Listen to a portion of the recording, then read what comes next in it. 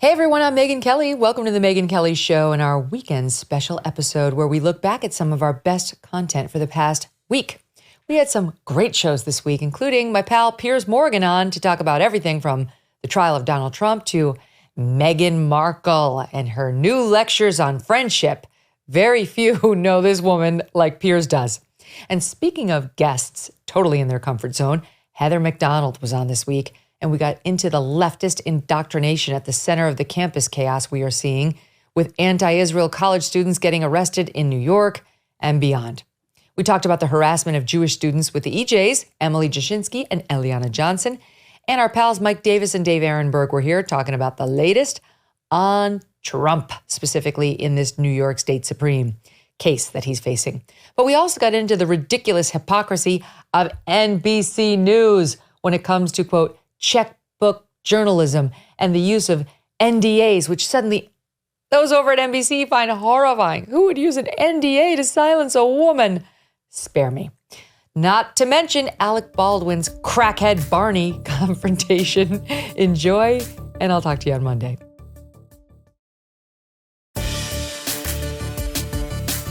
I've got to ask you about Trump. He's facing 4 criminal trials. Yeah. He's got a case being argued before the U.S. Supreme Court right now. He's got the head of the National Enquirer, former David Pecker, on the witness stand right now talking about this deal they struck to cover up for Trump and try to bury bad stories and promote good stories and hit his adversaries with negative stories. First, let me just ask you, because you've spent your life in news. I mean, you've been writing, for newspapers long before most people even knew you on cam.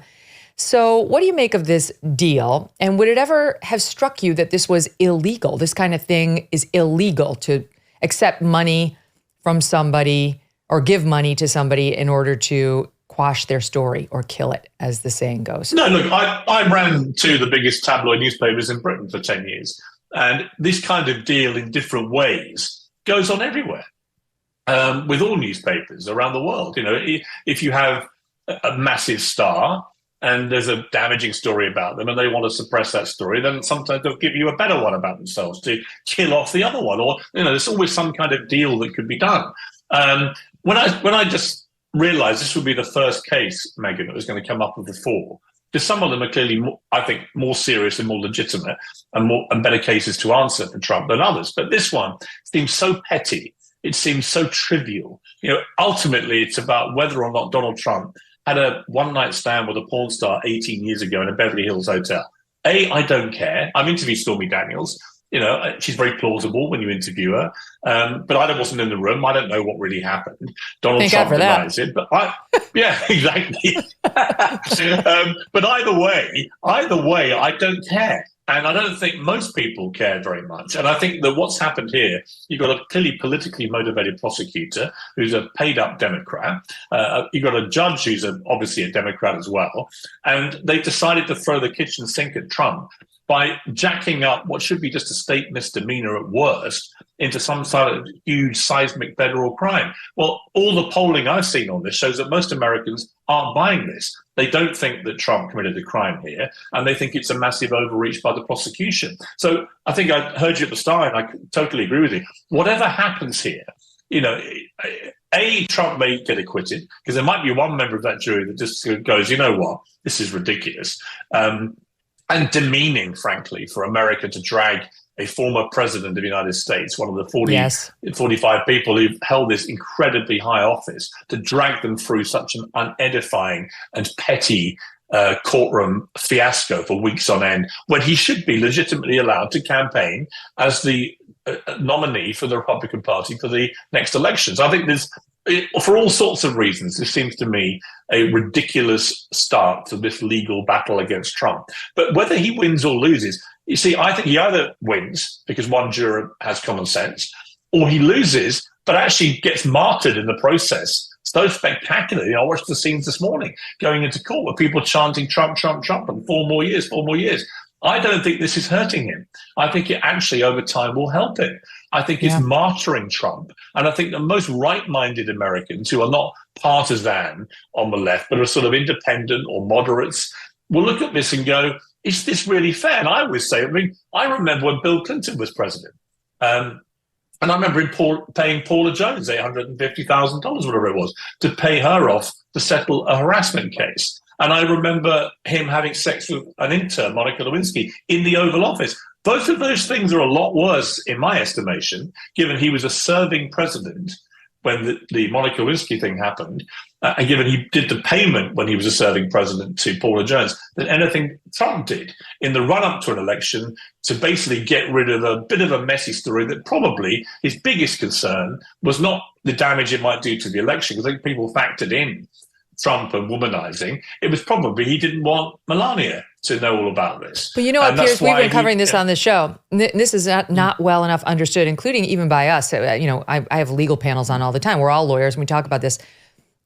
The relevant standard is not what was in Trump's head or what his subjective reasons for the payment were. It's the objectively looking at the money. Could said money, in this case, a hush money payment, have ever been used for anything other than to advance a campaign? Is this kind of payment? You look at the nature of the payment.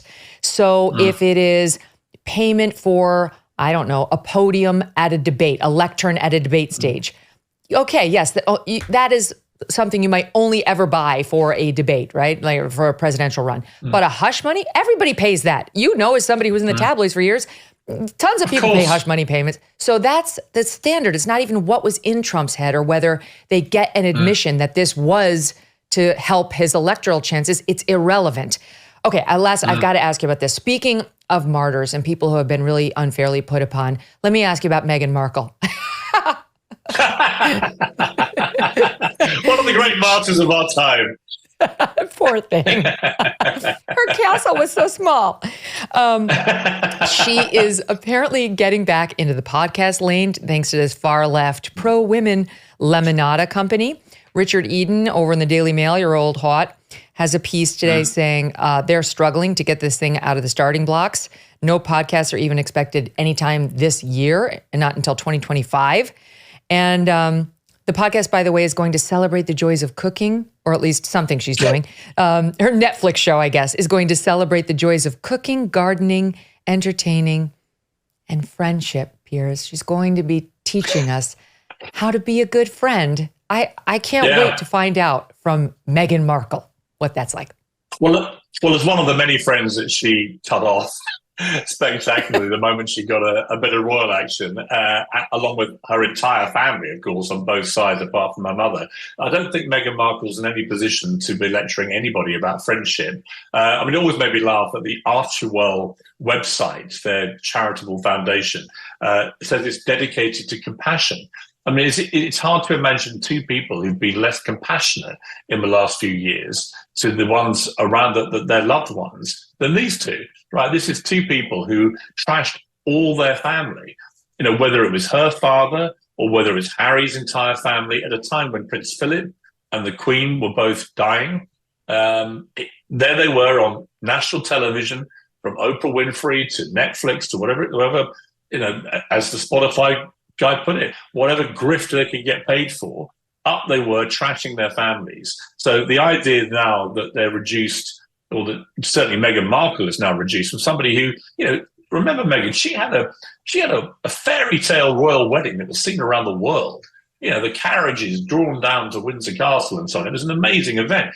Everyone in this country, I'm in the UK at the moment, everyone loved that marriage when it happened. There was universal support for it, euphoria. It was only their behavior in the first year of their marriage when they began to behave rankly hypocritically, lecturing about poverty whilst having $500,000 baby showers, to lecturing us about the need to watch our carbon footprint and using Elton John and George Clooney's private jets like taxi cabs. And it was the constant hypocrisy that they got picked up on by the media, and then they couldn't handle the criticism from the media, and then it all turned hostile. Then they started suing everybody, and the whole thing got so toxic. Eventually, they just say, we've had enough of this. We're not going to do any more dreary duties on a wet Wednesday, which is what you have to do to earn your royal titles in the estimation of the public. And they decamped off to Montecito, bought themselves a massive mansion. And they were supposed to be doing it, Megyn, if you remember, this was going to be their liberation their freedom, and it was supposed to make them happy. I've never seen two more miserable people who never stop whining and suing absolutely everybody in the pretense that this is because they found their liberation and freedom. If you're so damn happy and free and liberated, well, shut up, stop whining and complaining about everything. But they're obviously not happy. And it's obviously been diminishing returns where when you trash your family again and again and again, eventually there's not much left to say. And people don't really want to hear it. It's like the Spotify guy said, they're just a pair of grifters who just want to trash their family for loads of money and not put a shift in to do proper work. You and I know how hard it is to do this kind of thing properly. You know, it's a lot of work with a dedicated team, and you put the hours in, and you've got to be creative and high energy and really put graft in. These two wanted to do massive deals with companies and then not do any work. Nobody wants to see her next podcast. Nobody listened to the first one. And that's for this thing she's now doing with the ridiculously long name that no one can remember, where she's going to try and be the American, whatever. I have to write it down. American Riviera Orchard. See footnote 47 for the remainder of the name. Right, and she's now got all her celebrity, sort of B-list, C-list mates putting out Instagram posts about her jam, and it's like, how the mighty fall.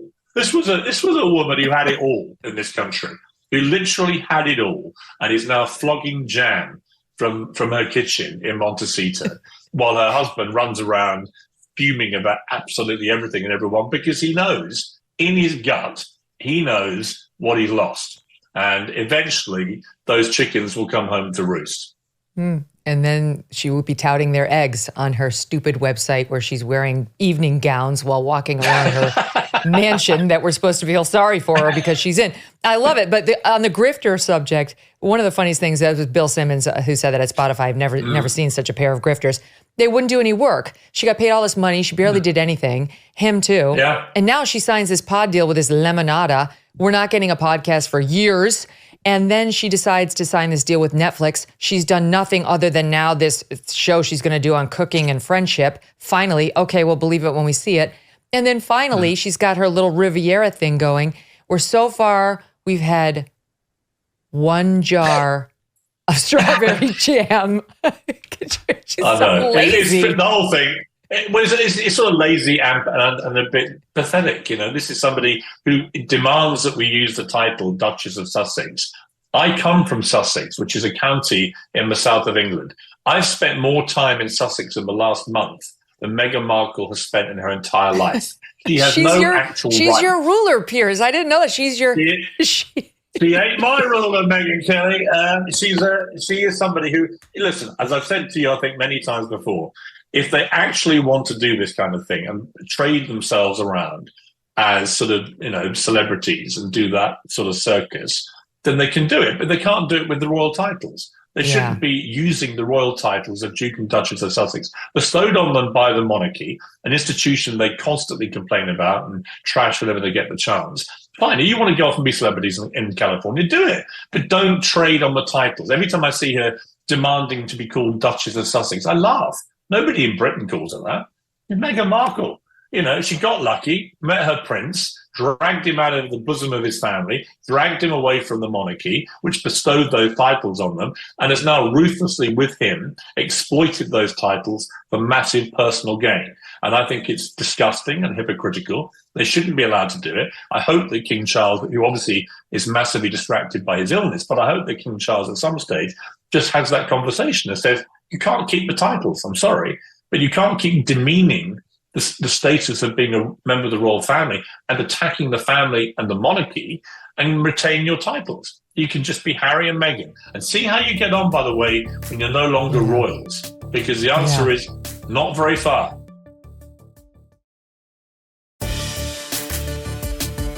In the video we're going to show you here, Yale students formed a human chain to block a Jewish student from entering the university. Like, I can't believe this is happening in America. Watch this. You're literally touching us. Get in my way. I'm allowed to walk. That's fine. I'm not allowed to run it.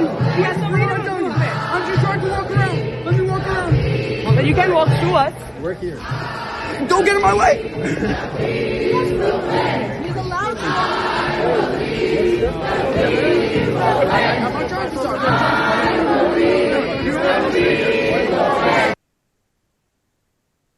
right, so it looks to me like a conservative Jewish person.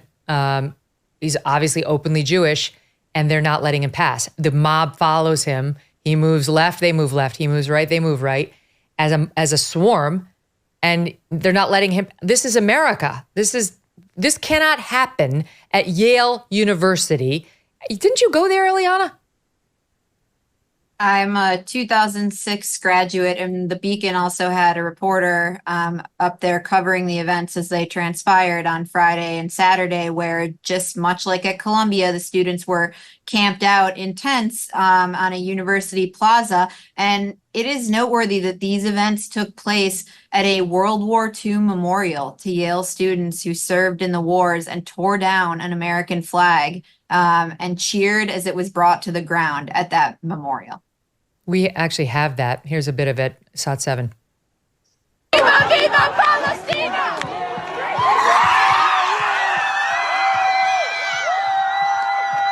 Tearing down the American flag. That's what they're cheering at, folks. I'm sorry, but that weird, it's like a part of the call to prayer. That sound, I've heard it in too many terror videos. It still brings a chill when I hear it. It's alarming. And to hear it yelled when an American flag falls on one of our most prestigious, or at least used to be, university campuses, Eliana, brings up something very vile. I mean, I recoil. I can't believe this is not free speech. This is not about free speech. These people are calling for the death of Jews. They're tearing down American flags on American university colleges. And we're just sitting back saying, you Jews, go ahead, Eliana. Sure, you'd feel perfectly comfortable going to class and crossing their little picket line as the mob swarms in front of you, tearing down a flag, our flag, to say, no, try it. We dare you. Yeah, at a memorial for young men who went and fought and died fighting the Nazis. It's insane, and it's noteworthy that administrators issued warnings on Saturday but did nothing. And at late Saturday evening, a young Jewish student, a young woman, was sent to the hospital when one of these protesters poked her in the eye with the Palestinian flag. And this morning, the police were called in to start arresting people. It must be Yale University's president, Peter Salovey, announced a year ago that this would be his last year. They are looking for a new president. And so I think that has motivated him to take a more hands-off approach. This is not his problem. It's the next person's problem. However, he must be watching what is taking place on the Columbia University campus and thought, I've got to start clearing this out. But if these guys don't know already that the response to this is not to issue warnings and stand by as people start to get hurt, as private property, private university property is desecrated, rules are broken, university entrances and exits are blocked from students, warnings are not enough. Time to start calling in the cops. I listened to a recording that we were not authorized to share, that a student took of her call to the Yale University Police Department, where the police officers told her, we are concerned. We have not been authorized by the university to do anything yet. That obviously changed overnight, but 48 hours this went on. Students were hurt. Property was desecrated. People were not allowed to pass freely through campus.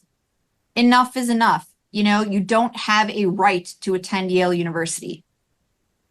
Time for students to be expelled. Yeah. Honestly, I would expel them, and I would do whatever I had to do to get them off campus. Whether it's cops, National Guard, we have to get dramatic. This cannot be allowed. This is not about free speech. You know where you can go have perfect free speech rights? Out in the town square. Emily, you mentioned it earlier. Free speech is important. Yes, no one's saying they're not allowed to scream this hateful shit. That is the glory of being an American. You can scream hateful shit unless it amounts to incitement. But you have limited free speech rights when it comes to the center of the campus square. And this has gone beyond that menacing that they're doing to the Jewish student that we just showed there. That's illegal. You can't do that. That is not okay wherever you are. And it's certainly not okay on a college campus. I don't like when, and no, you weren't doing this, but when people try to reduce this kind of behavior to free speech, it's bullshit. That's not what this is. So we need to be really clear on acceptable behaviors. And all you need to do is picture a bunch of whites doing this to a black student about 40 years ago and ask yourself whether you defend it. A reporter got kind of trolled on Twitter over the weekend. I want to say she was from the New York Times or the Washington Post for saying she was there and what she saw at Columbia was, a lot of that crazy Karen stuff was Attiah. happening. She's the one who blocked me. I used to follow her, and then she cheered, "This is what resistance looks like," after a bunch of Israel babies and women and children were murdered. And I was like, okay, it's over between the two of us. But she's out there. So she's a Washington Post columnist who is out there. Hold on, I pulled it. Oh, here it is. Okay, just to add to what you're saying, and then I'll give you back the floor. I teach my last class of the semester at Columbia this coming week. God help them. That explains a lot. And the university has made this situation into a war zone. Well, so far we agree, but we disagree on how. It's by them permitting these protests in the first place. No, she says, most of the people posting about Columbia have not stepped foot on campus and have no idea what's going on. As I said, the demonstrations I saw last week were comprised of students of all faiths and backgrounds. Columbia escalated the situation by calling in armed police. The ones I saw, Hitler's always been very nice to me, Emily. All I saw was a perfect gentleman who is a very talented public speaker. That's what she's doing here. I didn't see any problems. Oh, then none must have existed, Karen.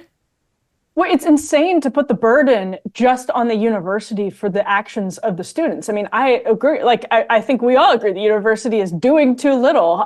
So yes, she's right on that point. I guess she wants the university to do too much, but some of this is the university's fault. But you're seeing so little of people holding people who are organizing these protests, people who are, peacefully participating in legitimate civil disobedience. They are not being asked to take control of the situation, because to the extent that Karen Attiah is allowed to teach whatever nonsense she's teaching in that class, clearly Columbia University is letting people make these arguments, these ridiculous arguments that Hamas is the resistance, something Judith Butler has said before as well. Clearly those arguments are happening just fine. In fact, they're being facilitated and encouraged by these universities. And, I think those arguments are ridiculous and wrong, but universities are obviously teaching them. But nobody is saying to the students that are organizing these protests, the burden is on you to reel back the violence, the calls for Israel to die, the people holding signs that say Al-Qassam's next target pointing at Jewish students. If you organize a protest, you should be held to account when things get out of control. How many times have we heard this exact same argument made about people on January 6th, where they point the finger at Donald Trump, even though he said, go protest peacefully. And I think to some extent that's reasonable. But it's the same thing. But there's nothing in this case. Nobody is saying, hey, those students that are organizing this, they really need to step up and tell those other people to cut it out, because they don't, in some cases, want those people to cut it out. No, God, they're leading them. I think we could all agree if they were having a protest on campus or even a sit-in, if it weren't, incredibly disruptive, and, that's really the test, disruption under Supreme Court precedent. But if they were having a protest and chanting something like Israel's committing genocide, okay, that's an opinion. Many people have it. That is an okay. But threats against Jewish students are not okay on a college campus. That's just crossing a line that they would never allow anyone else to cross. And it's insane that these Jewish families now have to worry about these schools at which they spend almost $70,000 a year in tuition. I think it is $67,000, I think, for Columbia now, at last check. I've got to talk to you about Ilhan Omar's daughter, Eliana, because she's made herself a public face of these protests. You're shocked, I know. And she's at Barnard, which is right next to Columbia, and is participating in this sit-in, this nonstop, off again, on again, I guess is a more accurate term, but pernicious sit-in. And she, along with the other students who are not complying with the police directives and so on, came out, got the full Vogue, is it Teen Vogue treatment? It's Teen always Vogue. Teen Vogue. It's always Teen Vogue. And look, here she is. She's such a hero. The headline, Isra Hirsi, Ilhan Omar's daughter, on Colombia arrests, Barnard suspension, Palestine protests.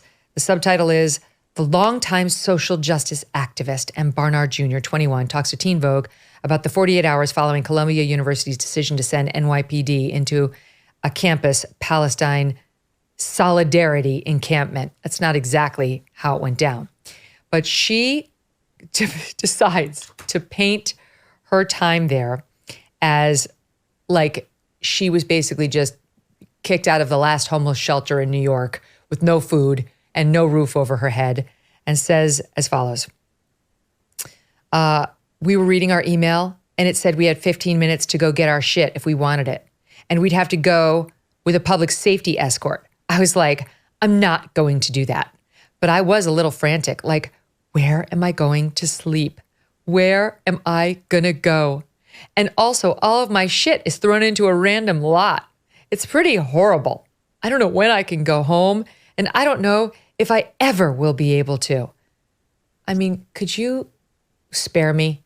I've only got crocodile tears for this person who was out there leading all this shit. And then to double down, she goes, of course, on MSNBC, and listen to this. Now, I want the audience to pay particular attention to something we discussed last week, which is her reference to the alleged chemical weapons that she claims were deployed against her. We know the truth thanks to the Free Beacon, Eliana's publication. Listen.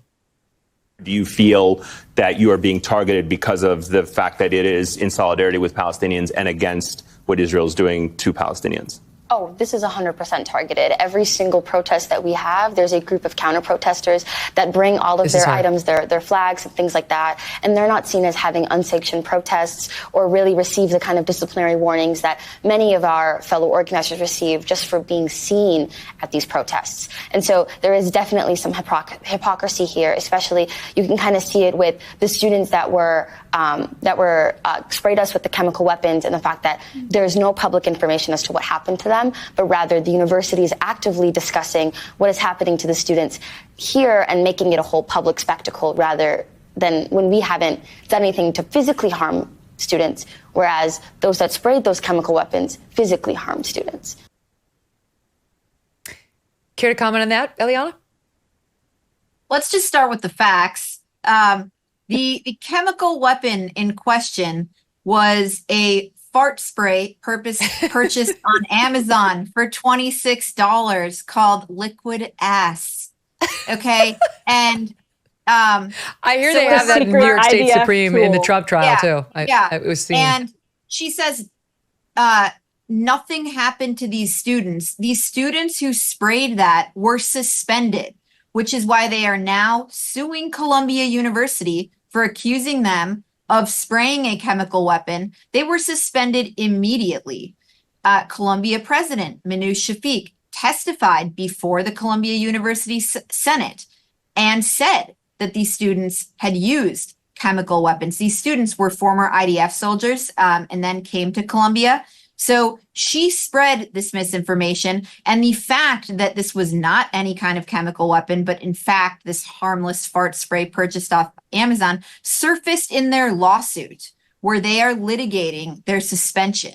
So what she said, that we can't protest, but they can, and nothing happens to them, is total and utter bullshit. She's on MSNBC and got a spread in Teen Vogue. They got suspended and she got a slot on MSNBC. And our protests appear to violate the policies. Either the protests violate the policies or they do not. Her protests, her behavior violated the university policy.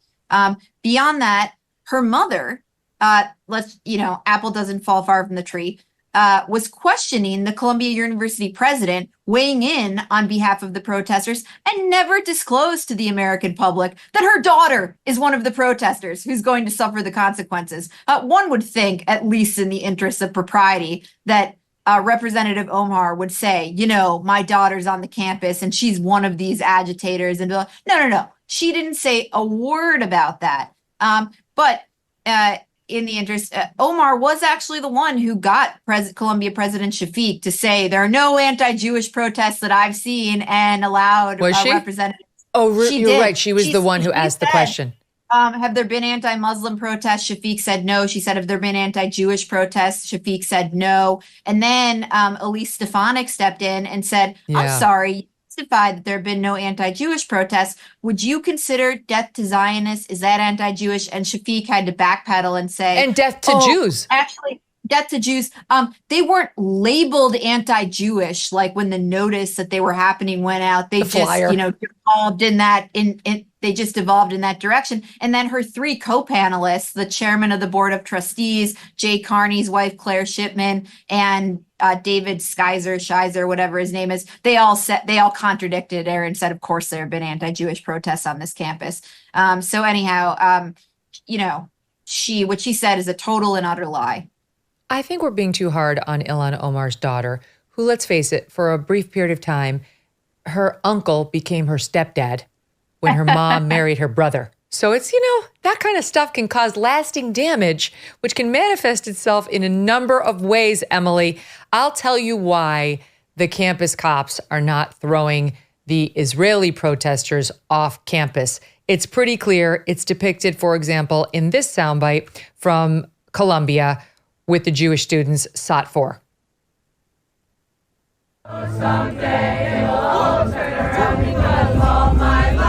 They're singing, they're waving American flags and Israeli flags.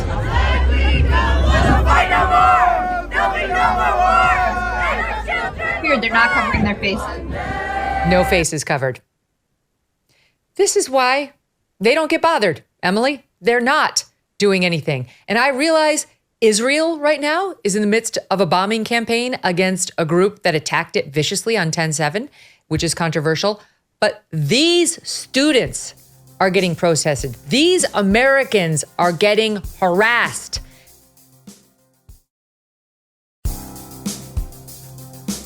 It's been amazing to me to watch since 10/7 some of these liberal Jewish Americans have the light bulb go off on top of their head. Yeah. I'm thinking of, for example, Bill Ackman, right? This billionaire investor, right. And he's been very outspoken about now DEI on college campuses. And I appreciate people like Bill Ackman, who's got power and influence and a lot of money, joining the fight.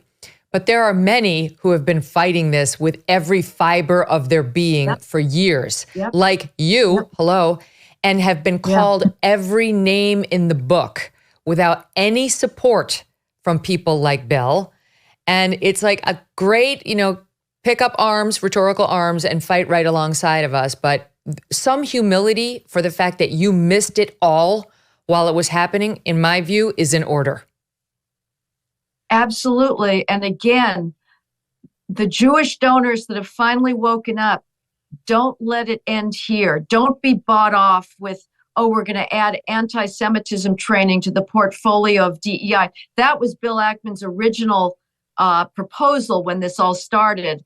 And he said he was so shocked that Jews weren't included in the marginalized groups against the majority on campus, as if the majority, there is no majority on campus. The one victimized group that's on campus these days is heterosexual white males. They are screwed. They are the last to be hired, the last to be admitted. They have to be 3 times as good. Of course, the Asians have to be 10 times as good as anybody else. But if you're a heterosexual white male, forget it. It's over for you. But Ackman's initial position was, well, gee, the Jews are oppressed by this somehow phantom white WASP majority. He gave that up. There's still a lot of people holding on to that. And it's frankly hilarious. I mean, these protest signs of Queers for Palestine just shows how fundamentally ignorant Americans are about the world. They live in a bubble of victimhood, so they apparently don't even know how people in Muslim countries or in the Middle East, Muslim Middle Easterners treat queers. Good luck holding a gay pride march in Gaza or on the West Bank. Good luck doing that in Nairobi. Good luck doing that in Africa. So the intersectional coalition is now, it's holding together fine, except for Jews. And of course, Jews should be really kind of miffed about this. They were essential to the civil rights movement. They were essential to the anti-apartheid movement, and blacks are screwing them over. You have South Africa dragging Israel into the World Court for genocide, which is a preposterous claim. And you have the majority black politicians now siding with their Palestinian brothers in victimhood. This is ridiculous. And claiming that Jews are somehow the main threat to blacks and to Palestinians. All of this is complete fiction. So this, again, should be a movement to basically shut down as much of the universities as we can, create as many alternatives as we can, and for people to speak up for Western civilization, which has given us the very foundational ideas that the left uses against the West: equality, tolerance, human rights, limited government. These are all exclusively Western ideas. They came out of no place outside of the West. They didn't come out of Africa. They didn't come out of China. They didn't come out of Arabia. They didn't come out of India. And now the left uses the bounty of beautiful Enlightenment ideas to try and tear down the Enlightenment. There is something sick in the West right now. We are a self-canceling culture. The Great Replacement theory is real. I've decided to destroy our birth rate and to flood our country with cultures that en masse are not compatible. We cannot assimilate the number of people who are coming, and we've decided we don't even want to try. And of course, the most galling thing, Megyn, is that the left in the morning says the US and Europe are the most oppressive places on earth. They are fundamentally hostile to people of color. Their grounding ideology is one of white supremacy. That's their line in the morning. And in the afternoon, they say, any country that does not have open borders, any Western country does not have open borders to allow as many millions of people want to come from third world places of color, that the West is then oppressive. You can't have it both ways. You can't say that the West is endemically lethal to people of color and at the same time say we want as many people of color to come in illegally into Western countries as possible, because that's where their lives will be improved. It's so Make true. up your mind. You get one or the other. You get one That's or the other. You either get to say the West is racist, or you get to say everybody comes in. You can't say both. That's right. Or as they now put it, it's not safe for brown and black bodies. It's not safe for brown and black bodies. This discussion is reminding me of a couple of headlines I retweeted today from the Babylon Bee, which is always great in these situations. Here's one. Columbia protesters clarify they only want death to America after America is done paying their student loans off. Yes, exactly right. Here's another one. Palestine protester tries to argue with skinhead, but they just agree on everything. That's right. The Jews are bad. Yeah, same. I feel the same. And then there's a Columbia student leaves lecture on microaggressions to attend Kill the Jews rally. Well, again, it's all continuous. If you feel like you are the victim of microaggressions on campus, and that claim of victimhood has catapulted you to the top of the victim totem pole, you have a lot of power and you get drunk with power. You started, Megyn, with the Columbia administrators sort of tiptoeing around the tents and saying, well, we're going to give you another 48 hours. That's because at the same time as we have this profoundly radical and hate-filled ideology of sort of make-believe radicalism and Marxism on college campuses, you have at the same time the very epitome of a capitalist ideology, which is the student as consumer, and adults creating the climbing walls and the Starbucks cafes at every corner on college campuses, and redoing the dormitories to have every amenity. I visited Yale several years ago, and in the Berkeley dining hall, they had tastings of different extra virgin olive oils from Italy. And at the same time, the Yale students, the minority students are out there claiming that they're so victimized, they're throwing tantrums against the renowned sociologist Nicholas Christakis, telling him to shut up and who the fuck invited you, because we as Black students are so victimized in college campuses. At the same time, they have virgin olive oil tastings. It's a profoundly decadent environment that is about anything but knowledge. These students should be down on their knees in gratitude. Yeah. Here's the New York Post on what we're seeing at your alma mater, Yale, where you went undergrad, decrying capitalism while munching on fresh sushi Monday, while supposedly, by the way, engaging in a week-long hunger strike. So, okay, pick a lane. And then they go on to write, but the festive atmosphere continued even after some were arrested, as some protesters paired off to do some salsa dancing, wide smiles plastered on their faces as they took a well-deserved break from denouncing free enterprise and their university, $85,000 a year to attend. Where do you begin? I mean, these are the most spoiled people in human history. We thought that the monarchy was bad, but I'm not actually would have been in favor of it. I think authorities, great. They were great artistic patrons. I love the Habsburg Empire. I'm in Vienna, and I love they supported a style of music, of architecture that is unparalleled in its beauty. But we think, those spoiled kings and aristocrats that lived off everybody else. These students are living off of everybody else.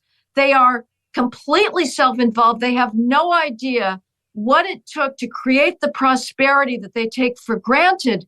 Every fabric, every material around you was the product of this extraordinary 400-year race to create knowledge, to transform human existence from what was millennia of the most squalid,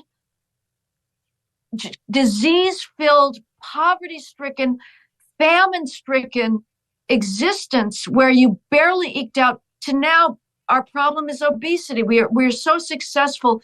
Capitalism, free market economy has been so successful that we are drowning in goods. We are drowning in prosperity, and we have no recollection. We have no knowledge of what it took. And meanwhile, we're tearing down science by saying if any standard of excellence has a disparate impact on Black and Hispanic students, we should tear it down. We should get rid of credentializing in medicine. We should credentialize on the basis of race, not knowledge of medicine. We should hire and promote on the basis of race, not knowledge of how to save a cancer victim or how to solve a heart attack victim. The federal government under Biden is handing out billions of dollars of federal taxpayer money based not on who is the best oncologist or who is the best neurologist to try and cure Alzheimer's disease or Parkinson's disease, but who has the darkest skin color. But of course, if you're East Asian, that doesn't count, or if you're an Indian, that doesn't count. In fact, our science profession right now is extraordinarily multinational, multicultural, multiracial. The only groups who are not proportionally represented are Blacks and Hispanics, and that's not because of racism. It's because of the skills gap. It's because the grasp of math and science concepts is so low. That's a problem that begins in the family. It begins in a culture of anti-academic achievement. It begins in stigmatizing academic effort as acting white. That's what has to change. We should not be tearing down our standards, Megyn, but we are a culture now that is engaged in self-loathing. And when the West tears itself down, there's going to be nothing left. The mob can destroy, it cannot create. And we'll see what happens if the West continuously self-cancels. China will take over. I mean, they are now beating us in many types of nanotechnologies because they do care about merit. They're not handing scientific and math privileges out based on identity politics. They're saying, I'm going to find the best math talent among the student body, and I'm going to throw everything we've got. Meanwhile, America is tearing down gifted and talented programs because of the usual race issue, and we're tearing down our criminal law enforcement because of the usual race issue. This is how a society destroys excellence and civilization. They've been using the term Selma envy to describe a lot of these students, right? They're just so desperate to be part of something that matters, and they missed that particular movement. And so now they're finding something else and falsely trying to compare themselves to people who actually did suffer and did endure a lot in order to change this country by claiming they're on a hunger strike when really they're ordering sushi to their George Soros funded tent, by claiming, woe is me while they're sneaking off for a little salsa dancing, by, as Ilhan Omar's daughter who went to Barnard, she goes there now, was suspended in connection with one of these protests, calling herself now homeless because she got suspended temporarily, and saying she was the victim of a chemical weapons attack, Heather, because one of the students sprayed a gas, meaning fart spray, on campus that is non-toxic. It says so on the bottle. And she, without mentioning that's what happened, just goes on MSNBC and says, I was the victim of a chemical weapons attack. Sure you were, Isra, whatever her name is. I mean, we're basically putting a target on our backs and saying, come and invade. I mean, this is such a decadent society. We do not have martial virtues anymore. I wish I could send these people into combat. Obviously, nobody wants to be at war, but these are people who are living a fiction and are completely soft. We have lost any sense of realism and martial virtues. It is completely pathetic, but it all comes to, I remember in the 1990s, you would have faculty writing op-eds in the New York Times saying, oh, where's the student protest? No, you know what? Here's the only thing you're obliged to do and should do on a college campus is learn. Shut up and learn some history. Shut up and learn some chemistry. Shut up and learn some literature. Listen to Mozart, listen to Brahms, listen to Chopin, study Tiepolo, study John Milton, study the periodic table.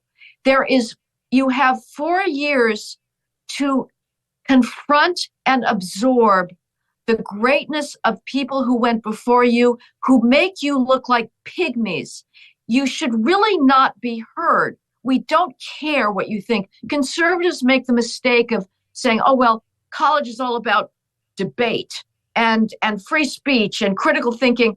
Yeah, I'm a little less enamored of that concept. What it should be really about is cramming as much knowledge into the empty noggins of these pathetic crybabies as is possible in 4 years. And then if you want to go out after college and debate whether Trump is a fascist or how many sex organs we should lop off of adolescents today, that's fine. But right now, you should be devoted to one thing, and that is overcoming your embarrassing ignorance about the world and your place in it. That is so well said. I've got to play this soundbite. I'm going to front it by telling you I don't know exactly how he got it or whether he was there, but Rudy Giuliani posted it on X of a student and her friend who were at the NYU protest. And listen to this exchange, Heather. And what would you say is the main goal with tonight's protest? I think the goal is just showing our support for Palestine and demanding that NYU stops. I honestly don't know all of what NYU is doing. Is there something that NYU is doing? I really don't know. I'm pretty sure they're... Do you know what NYU is doing? About what?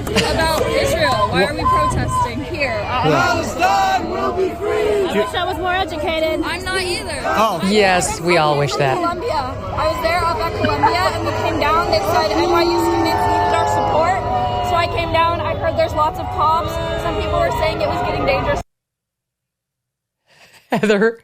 It is so ridiculous. Again, it is coded. They're doing this because they're in a college campus and time is running out. The school year's ending. What will they do when they don't have the bureaucrats to go around handing them out little cookies and saying, well, we're going to negotiate. You can pretend like you're hostages and we're negotiating with you and you're in danger. They'll be thrown out into the real world and there'll be nobody to negotiate with. Now they've got this bunting. They're like little babies swaddled by all of the DEI bureaucrats and the student services bureaucrats and the vice presidents of first-gen students. And it's a marvelous, they are codependent addicts. They're addicted to melodrama and to fiction because they are living in fictional worlds. They are not oppressed in America. They have more freedom than has ever been experienced in all of human history. And yet they live in a world that perversely celebrates victimhood. By self-acclamation, they know nothing. Let's give them a map with all of the countries' names wiped out, and let's see if they can even find Gaza on a map, much less Jordan, the Golan Heights, Syria, Iran. Cannot do it. This is completely as much of a social contagion as the trans thing is. It is adolescents striving to have power over adults, which is what every adult craves, whether it's claiming that you've been misgendered and so you can crush an adult under your thumb, or claiming that you are in solidarity with Palestine and therefore are yourself somehow a victim. It gives adolescents power, and that's what they crave.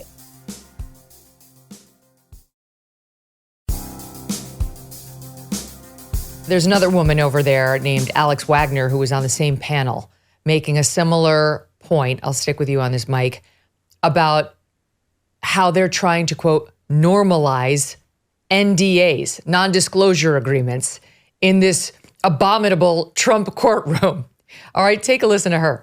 Number one, for all journalism students out there, checkbook journalism, not a thing. It is not a thing. The strategy from Trump's team, at least as I understood it today, seems to be to normalize outlandish things, which is the arguing that NDAs are just a common practice, that lots of wealthy people do them. This is nothing abnormal. Everybody has NDAs. You guys may not have heard about them before, but it happens. This is a thing that is done. Just because Trump had a bunch of people signing NDAs doesn't mean there's anything suspect about that. Catch and kill. It happens all the time. There's nothing illegal about this scheme. This sort of thing happens all the time. This is from Todd Blanche's mouth to the jury. And then my favorite, there is nothing wrong with trying to influence an election. It's called democracy.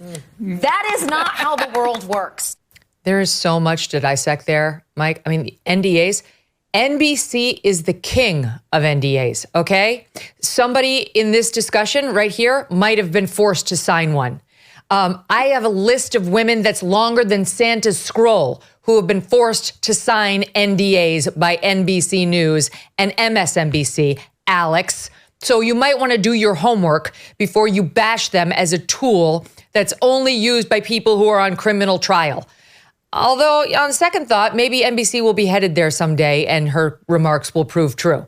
But that's right. And the checkbook journal, like, this is not how journalism is done. As I point out, this is how NBC News handled journalism when it came to its Pulitzer Prize winning story that it let walk out the door and go to the New Yorker.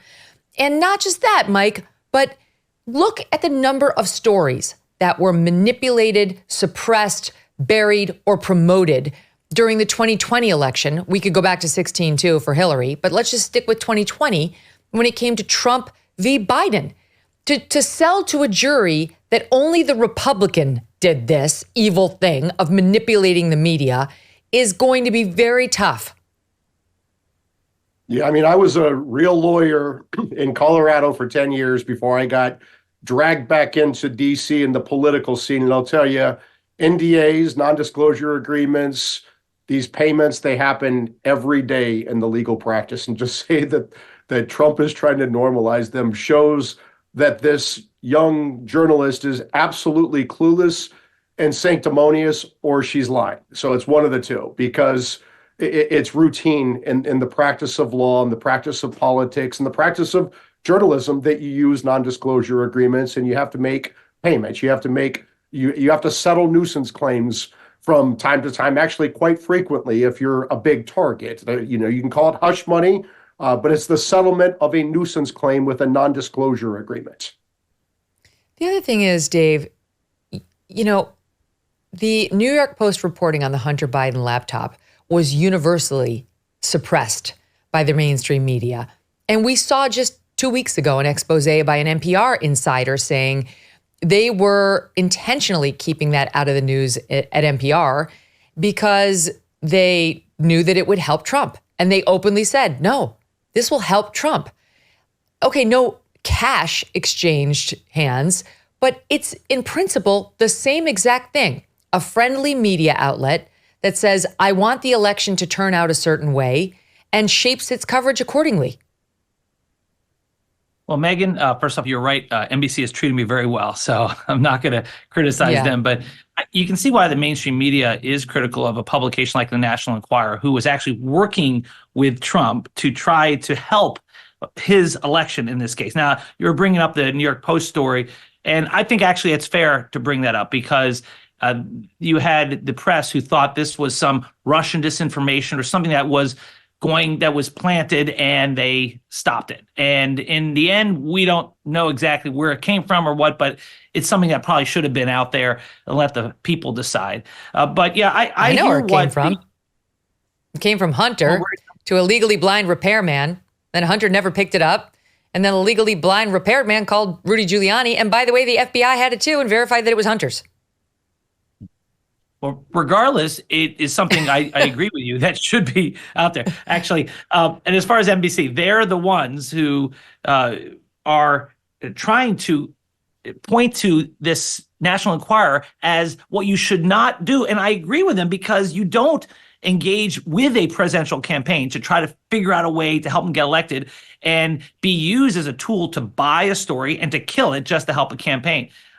Can I go back to one thing real quick, Megyn? I promise real quick, because you said I was doing the gummies, but the reason why I talked about the statute of limitations issue, I just have to tell you, and Mike and I were talking off air, is because there is a provision of New York law that says that when you move away, like in the White House or Florida, the statute of limitations is paused for up to 5 years. So that's why I still believe that even if it's just misdemeanors, that prosecutors could still bring the case against Trump for falsification of business records. I was not smoking the peace pipe.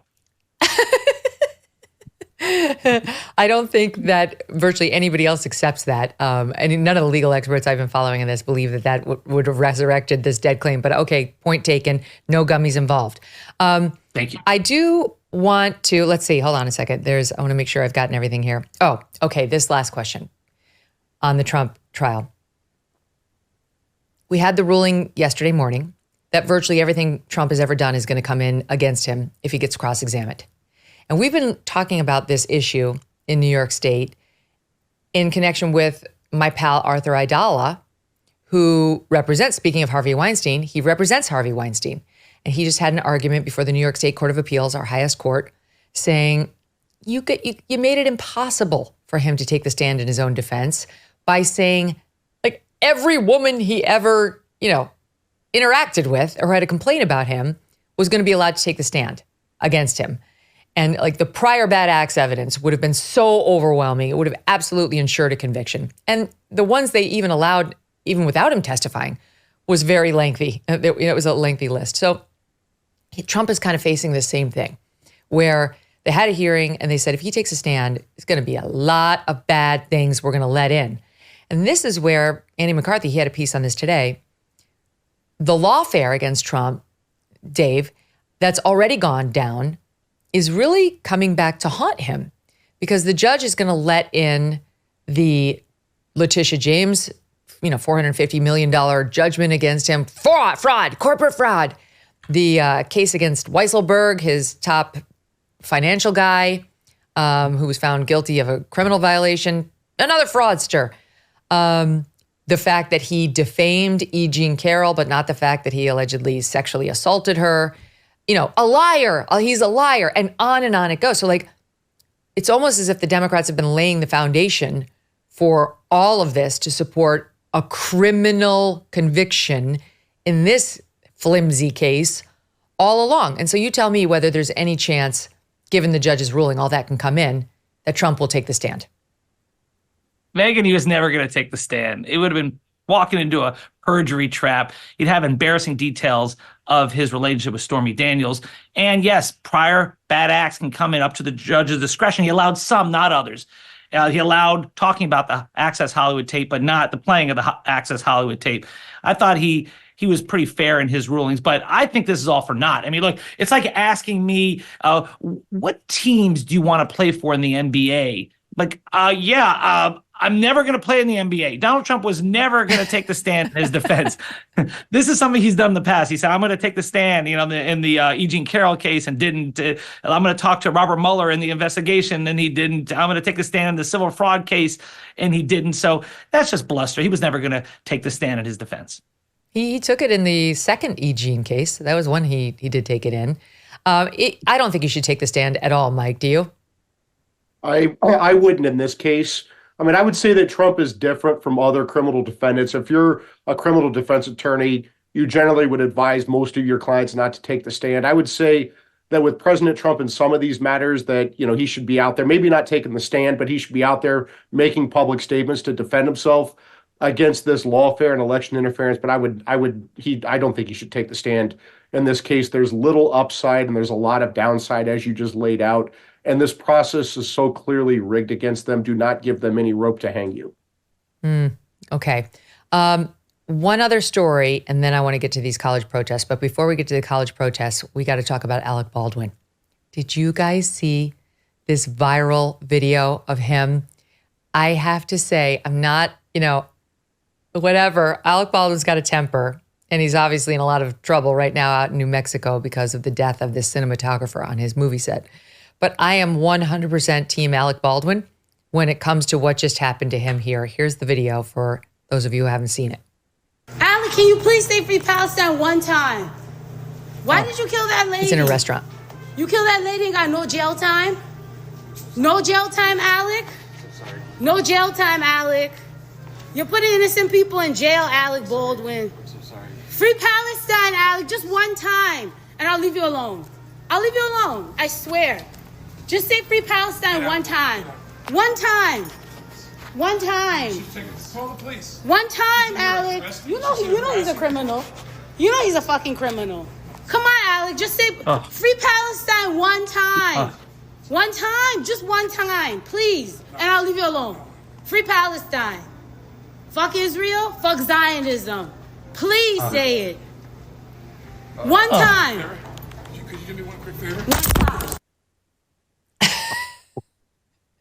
And then he gets her with his left hand, clearly grabs the camera or knocks it out of her hand. And she goes by Crackhead Barney. So Crackhead got into an altercation with him and tweeted out that this white devil assaulted me. Dave, you're a prosecutor. If Crackhead came to you and said, I want to file charges against Alec Baldwin for assault, what would you do? No file, and here's why. She can go to police and she can fill out a complaint, and this could be technically a battery because it's an unwanted touching. It's a very low bar. You have to just have probable cause. But then it would come to my office as prosecutor. And the question is, could I prove this case beyond a reasonable doubt? There is not a jury in the United States that would find Alec Baldwin guilty. When Megyn Kelly is standing up for Alec Baldwin, there's not a jury in the world that would side with Crackhead, whatever her name is. And, this shows you the problems with this pro-Hamas, pro-Palestinian movement that she's a part of. Number one, they're the ones engaging in bullying and harassment. You can just see it for your own eyes. Number two, their whole philosophy is based on ignorance. They don't know anything about what's going on in Gaza. They just discovered Gaza just a few months ago. This is just a trendy thing. Yeah, it's a trendy thing for them to get on board. And lastly, there's no self-awareness here. I mean, she actually portrays herself as the victim. Meanwhile, Alec Baldwin is opening the door, asking her politely to please leave. And she's the one who thinks she's the victim. This is why they're losing support for people who see things like this. This is why even you, Megyn Kelly, come to the defense of Alec Baldwin, and justifiably so.